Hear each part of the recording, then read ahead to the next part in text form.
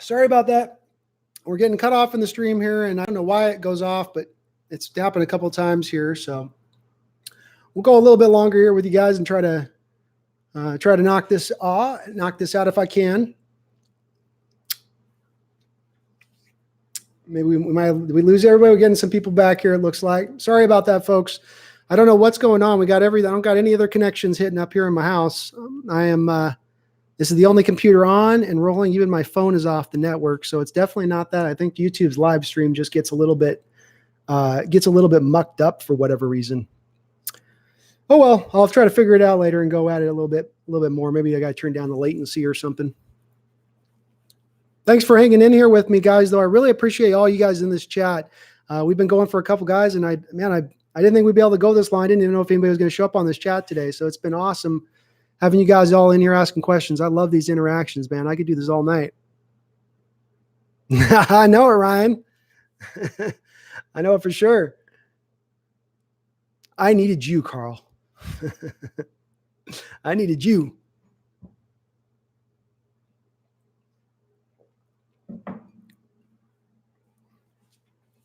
We'll try to do a few more of these live streams throughout the offseason. I get you guys in here and we can hash this out and get this thing figured out. This team is close, man.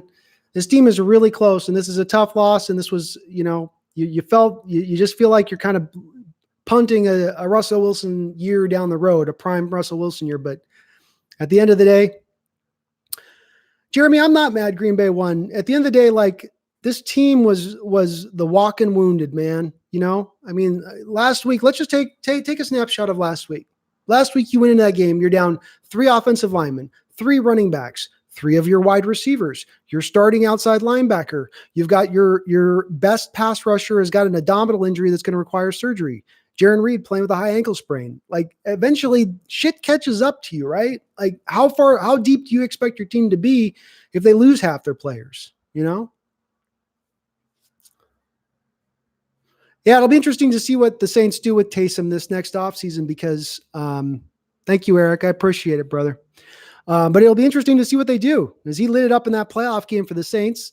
Breeze is getting older. They've been putting him out on the field more and more and more and more. So you'd think that there might be a transition that takes place there. It'd be hard to see them bench Breeze, though, right? Like going 50-50 or some weird thing. But Sean Payton is just crazy enough to try something like that, isn't he? I'm glad you discovered me, Brendan.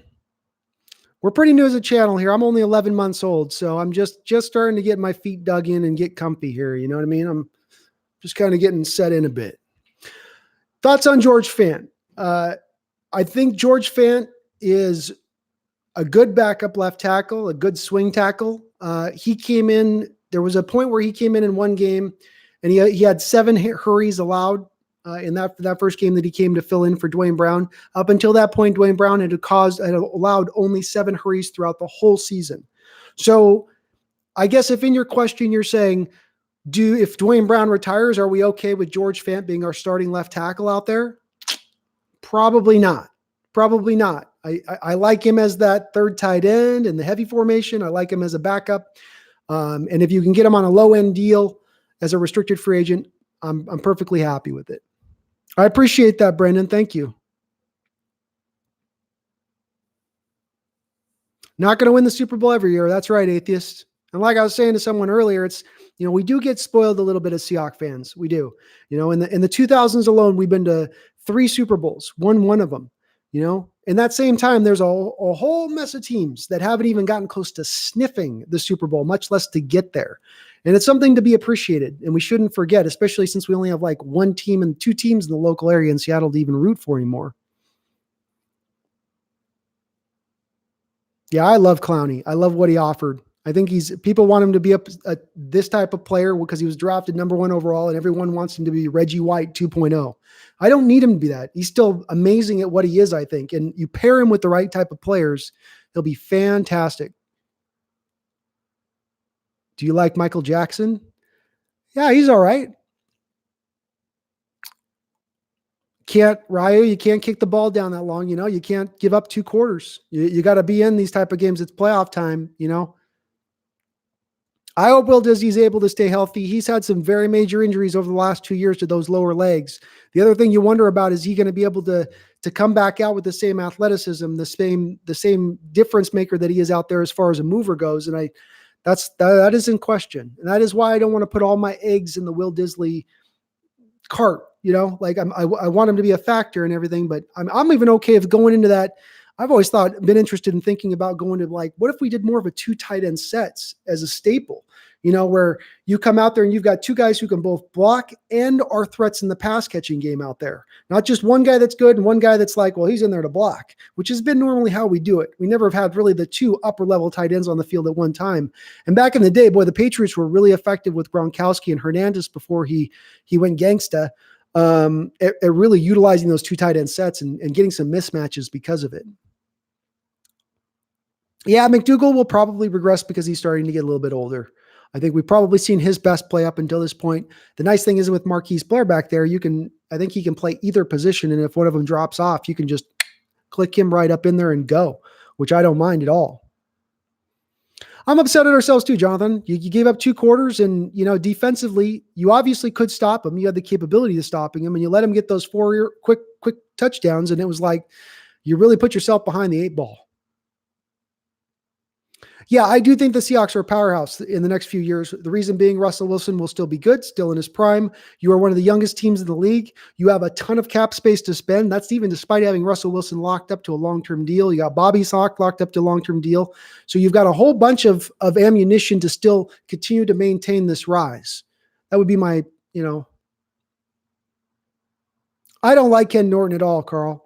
I don't. And I don't think, frankly, I don't think Pete Carroll likes him either. Pete Carroll liked him so much. Why did he hire Chris Richard over Norton the first time when he was up for the defensive coordinator position? No, I don't want to sign kickers anymore. Go draft a kicker. You can go spend a 4th round pick on the best kicker in the draft and save the money. We've tried to spend money on these kickers and it's not worked.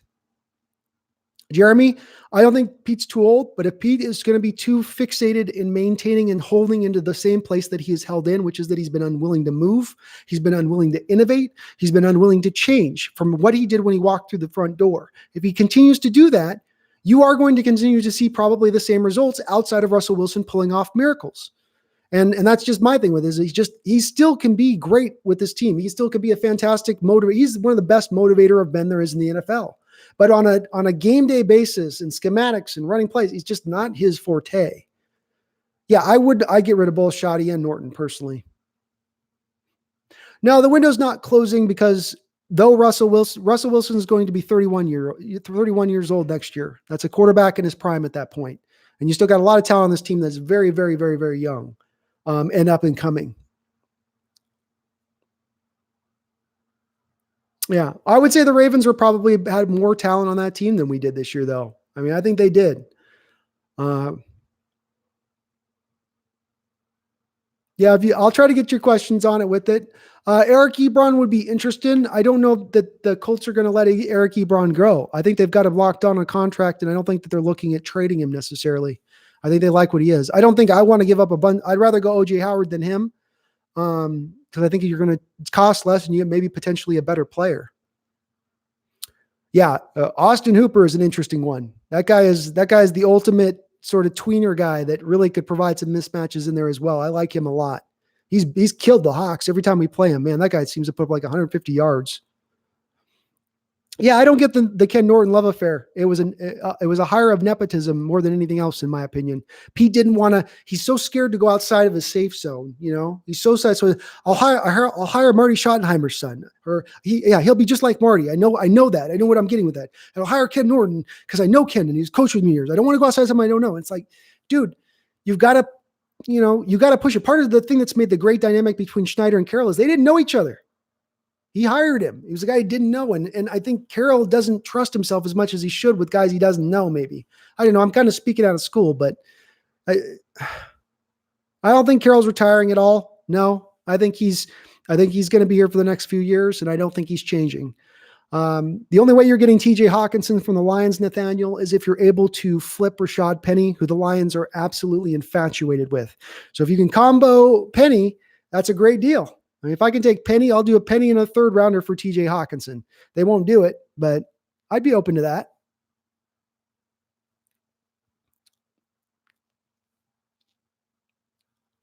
I don't know of any other defensive coordinators out there that I can come up with off the top of my head that they would bring in.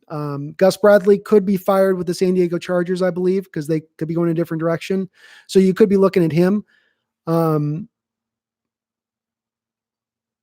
I'm not sure. I'm not sure what you've got there. Gus Bradley, I think, was a little overrated during his time here as well. He benefited from the upper level talent. I think some of the issue here is look at the teams around the league that run our similar scheme. So the teams, if you look around the league, you got the Dallas Cowboys run our scheme. You have the Jacksonville Jaguars run our scheme. The San Diego Chargers run our scheme. The Atlanta Falcons run our scheme. And by our scheme, I mean this 4-3 defense with the cover 1 and cover 3 looks, with a lack of blitzing for the most part, that come from the Carroll tree. How did those defenses do this year? It wasn't a lack of talent. There's a lot of those defenses, the Chargers, the Cowboys, they got a lot of talent on those defenses, but they got a lot of yards they give up too, huh? Isn't that odd? It's almost as though the league has figured out from the offensive standpoint how to attack this Carroll defense after 10 years. After 10 years of film, after 4 years of putting all that, 4 teams putting all that film on tape, it seems like they have a good understanding of how to go about it. So that's where, again, you come to, this is why you need change. Teams have figured you out in certain respects. Bleed blue and green. I really want to see him trade a first-round pick and go get a guy. Trade the first-round pick away. I don't want to pick at the back half of the first round. There's no need to trade back out of the first round to collect extra draft picks. You're already going to have 4 compensatory draft picks that you get in addition to your own picks, and you're still carrying that second-round pick from the Frank Clark deal.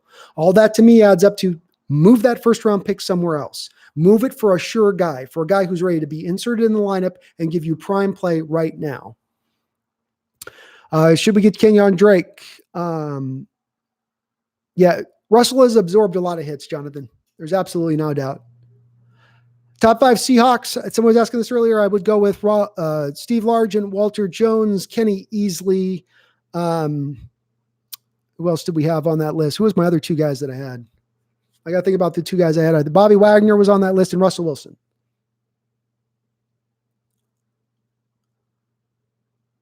Charles, if you want to just repost how do I copy message that I wrote? If you just paste the message in the deal, I'll respond to it. Carroll is absolutely stubborn. If there's one thing Carroll is, it is stubborn. It does make him good as well because he sticks to who he is, and it's part of what makes him a great coach, but it is also a double-edged sword and part of what can cut him too. Yeah, Russell can't take this many hits. Kenyon Drake is okay. They could, but again, do you want to pay a running back? I don't want to pay a running back. Even if it's for $4, $5, $6 million a year right now, I just don't want to spend that money. I feel like you can get a comparable back in the draft, at the back end of the draft, at a low salary. The difference between paying a guy $6 million and paying a guy $400,000 is a wide difference. And that money could be better put in other places. Yeah, I think looking to the college ranks would be a good way, looking for somebody who is innovative. Oh, top 5 playing right now. Well, Russell, Chris Carson would be there. I think Quandre Diggs is on there. Jadeveon Clowney. I think that's 4. Bobby Wagner. I think that's 5. And Dwayne Brown would be, if that's not 5, Dwayne Brown. Jack Conklin's going to take $13 million a season, which is pretty much probably exactly what Jermaine Ifedi is going to go get on the open market himself. Because somebody's going to look at Jermaine Ifedi and think that, oh, it's because Russell scrambled around so much. You get him in our deal, we'll be able to fix him. Which I'm not against necessarily spending. What if you did this? What if you did this as a move? You went out, you signed Jack Conklin to the $13-14 million a year. You make the trade for Quentin Nelson. Now you got Dwayne Brown, Quentin Nelson. You got Conklin over the right side with DJ Fluker, and you just got to figure out the center position, which you have some flexibility with at that point because you have Ethan Posick, Britt, and Hunt on the roster.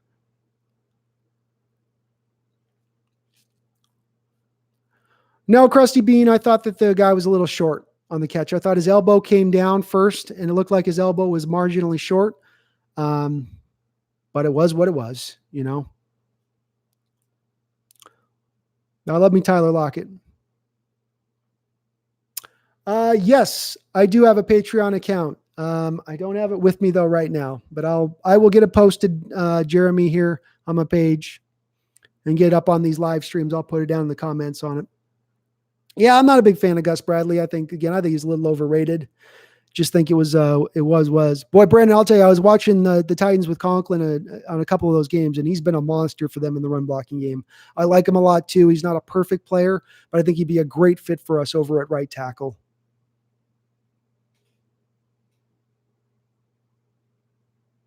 Nope. I think he was short, Krusty Bean. I think Jimmy Graham's elbow hit just a little bit short. Yeah, little Knicks. We need to build our defense, man. We absolutely need to build our defense. Yeah, I think it was short. And I think that the review should have showed that it was short. Yeah, I think it's becoming a legal requirement, Nathaniel. It appears that way.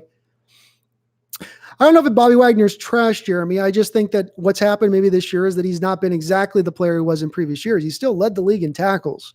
You don't do that unless you're a very good middle linebacker in this league. Is he what he was before? I don't know if he's exactly that, but I don't think he's the problem defensively either. Get better men up front in front of him to protect him so he's not getting guards coming down, block him at the second level all the time.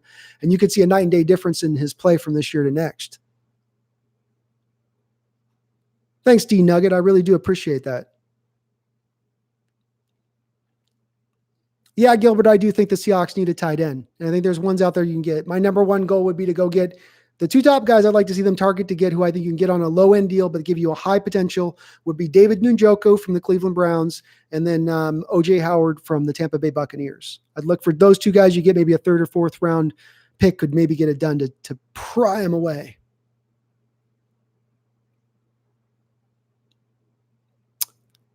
Let's see here. Yeah, and the sad part is that year Aaron Donald came out. It was a year I was looking for the Seattle. I was begging them to trade up. There's those guys that come in the draft every year that you go, oh my God, this guy would be perfect. And with Donald, you saw he would be an absolute ideal 3-tech fit for us. Even if he wasn't the monster he was, even if he was just a 10-sack a year guy, he would have been absolutely perfect in our system. And it saddened me because we would have only had to jump up, I think, 8 or 9 slots in that draft to go get him. And that was brutal.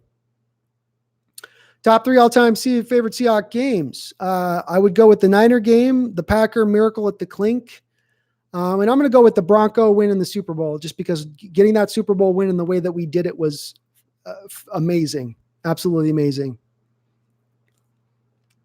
Yeah, Jeremy, I think I would try to maybe Jeremy Penrod. Maybe pop breaks a little bit on the Bobby talk. The thing I would relate it to is look at Ray Lewis's career. He started out, he came in the door, and he had Sam Adams blocking for him up front, and that big Italian guy that they had on the sidelines for years. What was his name? Anyway, those two guys were going about $350 a piece, and they kept Ray clean. He never had to deal with the guard. Then those guys retired, and for a couple years in the middle of his career, Ray was getting blocked up a bit. He wasn't putting up the same numbers. Then they got Haloti Ngata in there. Things switched back over and changed. I think if you did something similar with Bobby, you might see him be more of an impactful player in that respect at that point. Yeah, I'm ready to let Quentin Jefferson go, Carl, because I want to play that draft pick compensatory game. So if Fetty goes, Quentin Jefferson goes, those guys sign contracts, you get those 4 draft picks back as compensation for what you lost in free agency, and then you wait for after the May 1st deadline where it doesn't count against you to pick up a free agent. I'd rather them play that game like they have so well the last couple of years. I think Kendricks is probably gone. He was on a 1-year, $4 million deal, and I don't see Seattle re-signing him, unfortunately. Would you have picked DK Metcalf the first round if you didn't know his skill set in the NFL? Right? Yeah, I would have. There were some great breakdowns on DK. The Brett Collerman did a great it was the Monster of the Mississippi YouTube video. I'm sure you guys have seen it on DK. And it really did a great breakdown of showing why you could look at this guy and understand he didn't have the production in college, but you can understand why the production will be there in the pros. He had god-awful play at quarterback. God-awful play. The guy could not throw the ball, could not read coverages, and that affected him in getting his touches as well. They tried to feed all the guys except their prime receivers on that Mississippi team. So it wasn't as much on his fault. I was absolutely shocked at the fact that he fell like he fell. Ray Lewis, my crack. If Aaron Donald's for sale, I'm buying bleeding blue and green. I'll say that. But I don't think the Rams in any way, shape, or form. Brendan, the way I would plan on getting Quentin Nelson is this. The Indianapolis Colts desperately need a quarterback right now. Jacoby Brissett is not going to be the guy. There is not a guy out in free agency that they're going to be able to go and get. They are going to be picking in the middle part of the first round in this current draft. It's me making a little bit of a logic leap. I got to own that. But in my own logic experiment here, I look at them and I go, hey, you guys got an asset that you can potentially give up to go get a first round pick back or get some picks back to then package up and then get up to get that quarterback in the upper part of the first round. I would think if I'm the Colts general manager, that's what I'm looking to do. And if I'm from Seattle's standpoint, maybe I can pluck Quentin away from them at that point, do a trade of a first and a third rounder for him, and that they may be open to it for those very reasons. It's a little bit of a pie in the sky, but I'd like to see them make a move like that. Get somebody that's more certain than somebody that you're hoping is going to be good. Who do I think is the next possible offensive coordinator? I don't think that they're going to switch offensive coordinators. I think Pete Carroll's going to look at his offense this year and the production he got from the offense, and he's going to say, oh, that's good enough. That wasn't the problem. Unfortunately, we both know, we don't all know that, but I believe that is a problem, that there's still some injuries there, going on. No way. I don't think Aaron Donald's out there at all. Well, Mike Daniels didn't do a lot for the Lions when he went there. And the thing is that Mike Daniels is also a one tech in the 3-4 defense. He's not a 4-3 guy. It's not where his best position is. And I think his best games are behind him. I think he's a little long in the tooth. Yeah. Kendricks missed too many tackles and he wasn't impactful enough for when I'm going to be paying $4 million a year for my third linebacker. That's too much, just too much. But yeah, I would love to think they get a new offensive coordinator. There's always a bunch of guys out there you could bring in, especially from the college ranks. Some guys that are really smart. I just don't think that Carroll's going to be willing to do it. Charles Hill, what do you mean with his injuries? Which guy were you mentioning in regards to that? Yeah, I think Mike Daniels, he's not a scheme fit and he's just a little too old. Hold off on the Rasheem Green, Jonathan. I think he's a guy that's still going to continue to come along. Holy moly. He is a guy that came into this league at 21 years old. And go look at the production. Go match up the stats of Everson Griffith when he first came in this league. He wasn't 10 sacks a year right out the gate either. It took him a couple years to develop. I expect the same thing with Rasheem Green. They're very, very, very similar players. So I look for him to take that next step in his development. Get up there, get into that 10 sack a year where he's really threatening in that point. And he was our best sacker this year. So, I mean, if you get rid of him, you're getting rid of not that he was great, but you don't have a lot to work with already. You probably want to start to add rather than detract. But I agree with you on the Ifedi and Jefferson.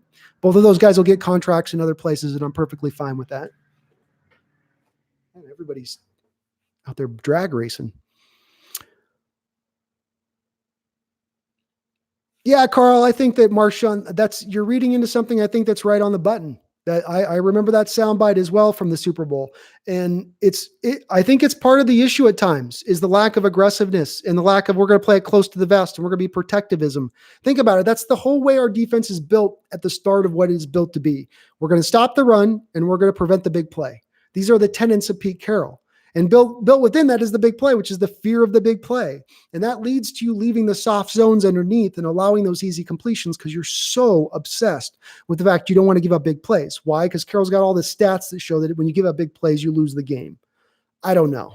It's to me, again, you sometimes start getting into that zone where are you playing not to lose or are you playing to win it? D Nugget, O-line. I think Dwayne Brown's solid. I want to make a trade for the left guard. I'd like to get Britt out of here because you'd save $9 million by cutting him. And I think that I'd like to see what you got in Ethan Posick, who was a second-round center in college at LSU and who has not once been allowed to play center for us. We've put him out at guard and we made this judgment on him as a guard. Let's see him in his natural position. He's a big monster, 6'4" at center. He'd be big body down there. He'd move some people. I'd really like to see that over staying with Britt. You could save a little money and then again, put the money in other places. So offensive line, that would be my move. Make the trade on left guard, go with Posick, look at Jack Conklin if you can get him at right tackle, but above and beyond, make the trade at least. You can do some things at right tackle with Jamarco Jones if you slide him out there. I think Jamarco is a very good pass protector. Not good in run, but I think he can at least, I think he can hold up with that at least. Start of draft because he was a college, didn't trust him enough with flexible. Yeah, the DK didn't get ran through a lot of different routes. That offense in college he ran was very simplistic, and you got to extrapolate to the fact that guys that run that fast and have that kind of work ethic and ability are going to be able to produce when they get a decent quarterback. It's a little bit of projection, but it's not the fact the NFL really missed it on that. That was a head scratcher for me in the draft. I couldn't figure out how he didn't go in the first round. Tough loss. I get snagged, man. It happens. this guy a 2012, not a 12. This guy a 2012, not a 12. Are you talking about me? No, we do not re-sign Ziggy Ansah. He was too injured. You paid him a lot of money and you didn't get the production you needed out of him this year. He's done. Absolutely done. I'd love to be hired by the Hawks. That'd be a dream job, D-Nugget. Just a dream job. I still feel Shaquille Griffin has a bright future with the Seahawks. I love Marquise Blair a lot, even though I think that the hits are being toned out of the game through penalties and whatnot. He still showed at times that he could come in with that physicality and be do something different out there in the secondary, what we have, very akin to what we got out of Cam Chancellor back in the day. So I'm still high on him. Like I said, with Rasheem Green, I see an Everson Griffin type ascent with him where he will eventually be a 10 sack a year guy. I think Cody Barton is going to be a solid starting linebacker for you in this league. Is he going to be a Pro Bowler? Probably not. Will he be a solid guy? Absolutely. I can see that as we move forward. And I don't know, some of these guys we don't know yet. I don't know when Ugo and Phil Haynes, these guys could be good. They just didn't get there wasn't a lot of work out there for them. So we just didn't get enough. Steve Ensminger would be a good pick as well. Wouldn't be bad, Atheist. I wouldn't be against it. The exactly type of move I'd love to see them move. No, I don't want to see Hugh Jackson as OC. He's going to run things a little bit old school, I think, in a similar fashion. I want to go more dynamic if I go that route. You know what I mean? I really do. But yeah, I do think Shaquille Griffin still can take another step forward. I think he's coming along. Poona Ford, trade bait. Maybe. I mean, maybe. I don't know what value he'd have in trade. The strongest division next year is going to be the NFC West. And I'm not saying that as a homer. It's absolutely. I would absolutely talk your ear off, Jeremy. That's what I'm here to do, man. I will do a mock free agency. Yeah, as we find out finally through, I'll do some my best case scenario. I'll put something together as like, all right, here's the money and here's where I'd like to see it put. If we could do this, I think we would really get there. Yeah, Ziggy's done. No Ziggy, Shane.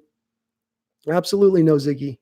But the NFC West is going to be the best. The Niners are not going to take a step back. They're young. The Rams have a ton of talent still. And the Cardinals are coming up. I mean, they drafted well last year, and Kyler Murray looks pretty darn good. Yeah, I think DK, his agility is going to be a thing where that is a thing. But again, he ran most of the route tree that I saw throughout the year. And again, even if he's running a limited route tree, because his skill set fits so naturally with Russell Wilson and his ability to throw that deep ball so well, it still might not matter his deficiencies. He still might be able to still be a great player.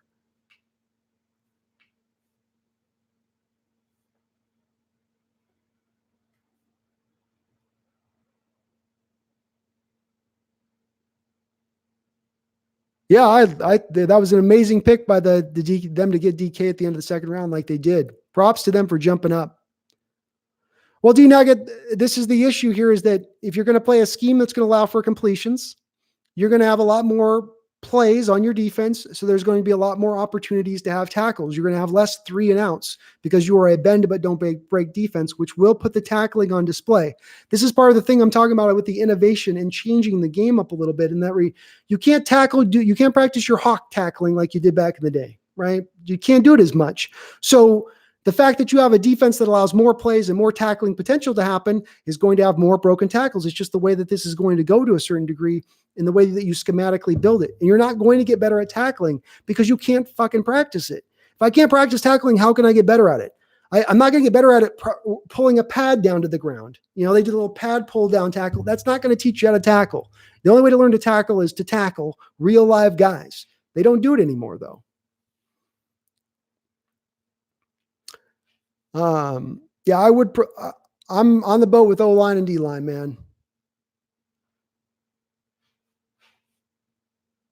That's 6. The only caveat I'd have with that is I don't want to pay KJ Wright $8 million to bring him back next year. I'm okay with bringing him back, but not at that price. It's too high.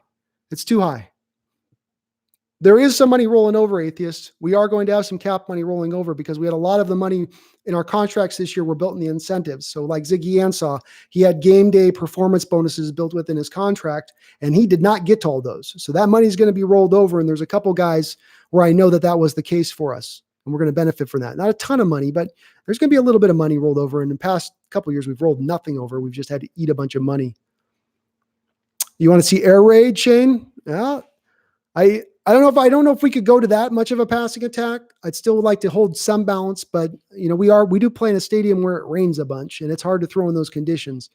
But with that said, I'd like to see us throw more. Yeah, I think Ugo has potential too, man.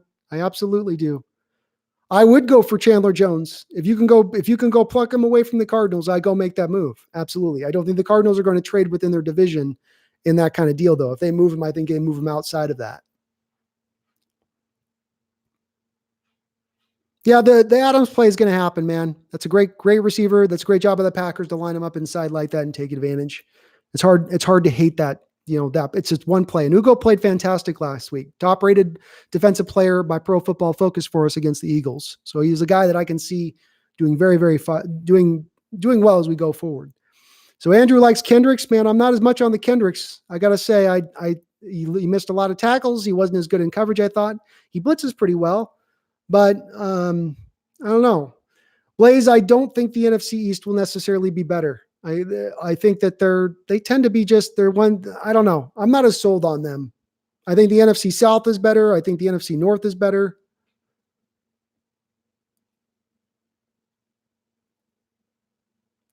Yeah, Ryan, I think playing in a scheme that gives up short completions and puts your players in a position oftentimes to have to tackle a lot is not necessarily advantageous to the modern game.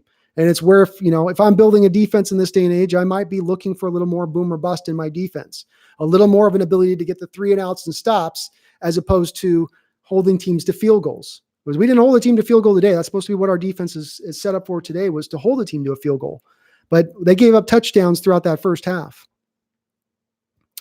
Yeah, Sam Dog, offseason. Yep. I don't know about rebuilding the secondary. I think we need to rebuild our defensive front. That's where I think you'll improve the defense. You'll improve the secondary if you build on the defensive line. That's just my opinion on it. But I do think if Eddie's gone, somebody's going to pay him a contract, and Seattle's perfectly happy to get the draft pick compensatory back that they'll get from him for that.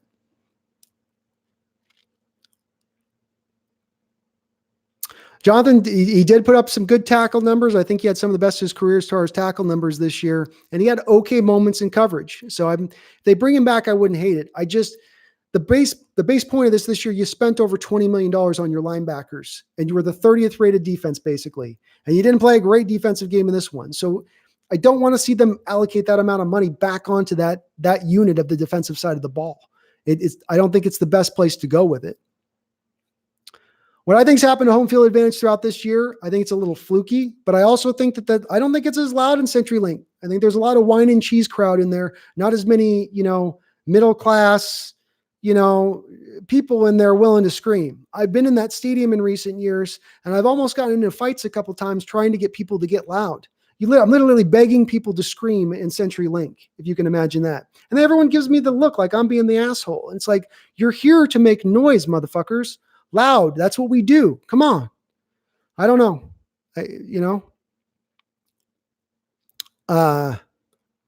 Let's see here. Going to be healthy. Carson Wentz is going to have to learn to protect himself if he's going to make it healthy a whole season. That means learning to slide and not go head first all the time. Options as D coordinator. Wade Phillips seems the one in chat that's remarked upon a bunch. There's not a lot of defensive coordinators that are out there floating around necessarily. Obviously, Gus Bradley will probably be fired potentially from San Diego. Please don't have them pick up Crabtree. I don't want to see Crabtree in a Hawk uniform. Bear with me here, guys. I'm falling a little behind.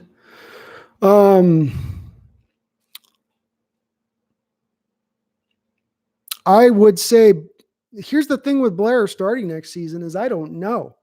Quandre Diggs played fabulous for us. He seemed to be a difference maker at times, being on the defensive side of the field. So are you going to take Bradley McDougall off the field? He played pretty good too. I would love to think that he is starting. You'd like to think that a second round draft choice would be able to start by a second year, but we can't guarantee that at this point because you have 2 solid starters in the deal. I don't know, Yo-Yo, why people get cancer. It's a sad thing, bro. Maybe they'll figure it out here at some point.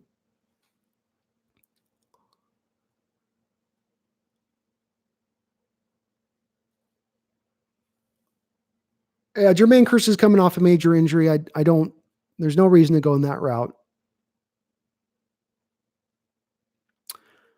Yeah, I know Flowers is getting beat up on pretty good here, Coy. There's been plenty of said that they're kind of done with him here after this game, and I can understand where everyone's coming from with that sentiment. The one thing I go back to is he had some really solid games throughout this year. He had 3 interceptions, and this is his second year playing the cornerback position. He was a safety in college, so he's making a transition, you know?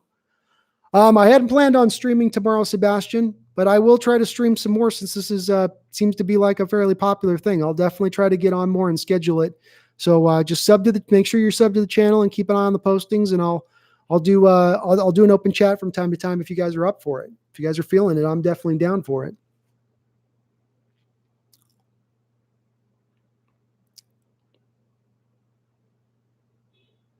Yeah, well, it sounds like the Packers got their own issues with it, and CenturyLink is still a loud place, but when it was in its prime there with the Legion of Boom era, man, there was a reason you were setting records and all that stuff for how loud it was. It's just it doesn't seem to be at that same height as I'm watching it on the game, and again, going into the stadium, it wasn't that way either. I watched a lot of people being dead quiet when they should have been loud as hell.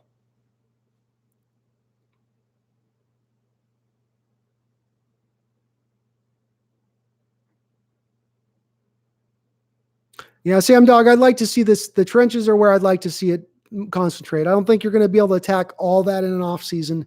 And I think with the secondary being good enough, I think you get the other sides of the ball. You get the offensive line, the defensive line beefed up a bit. It could make a big difference for the other parts of your game. You could have receivers having more of an opportunity to have those deep, long developing routes now open up because you have the pass protection in place. And likewise, on the defensive side of the ball, your corners and your safeties aren't going to have to hold up in coverages as long because you actually get some damn pass rush, which is how many times this year did we have games where we just were able to generate nothing as far as any pass rush goes. It was frankly, it was amazing at times we were able to get the record we were when we were able to do nothing as far as that goes. They need to improve upon it with the way we built this team.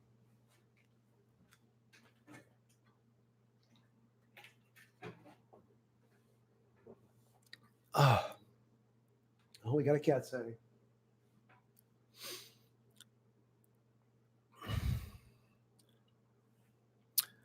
Let's see here.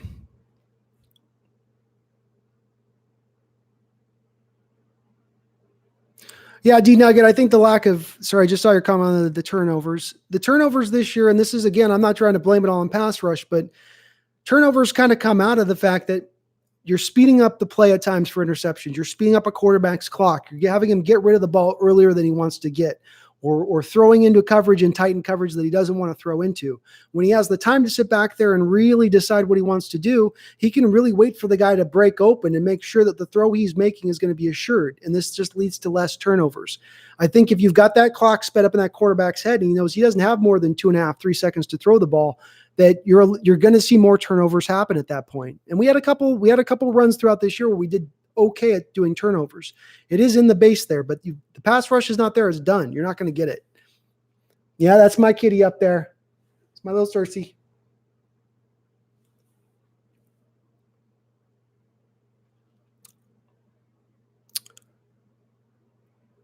D Nugget, I would like to see Russell being given some more short throws. Yes. They did not do enough of that this year where they schemed up stuff to give him nice, easy completions at times. Too often it was built upon him needing to make a miracle play down the football field. And again, that goes against what the modern offenses are built to be.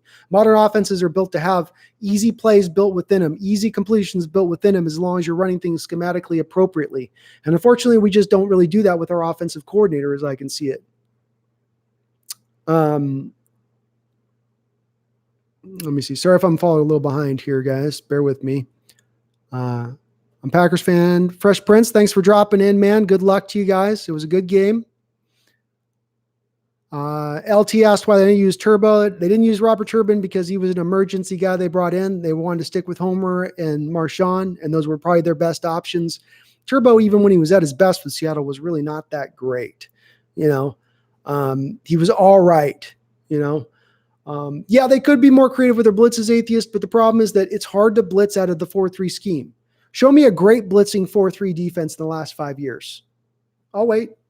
Who's got a great blitzing 4-3 scheme that they can remember?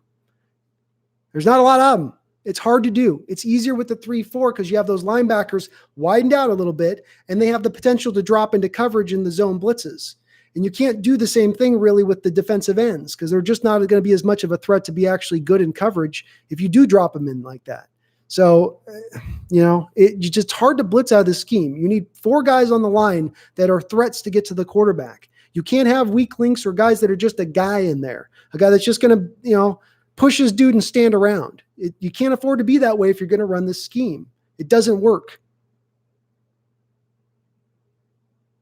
Yeah, 3-4 I wouldn't be opposed to 3-4. I'll tell you that.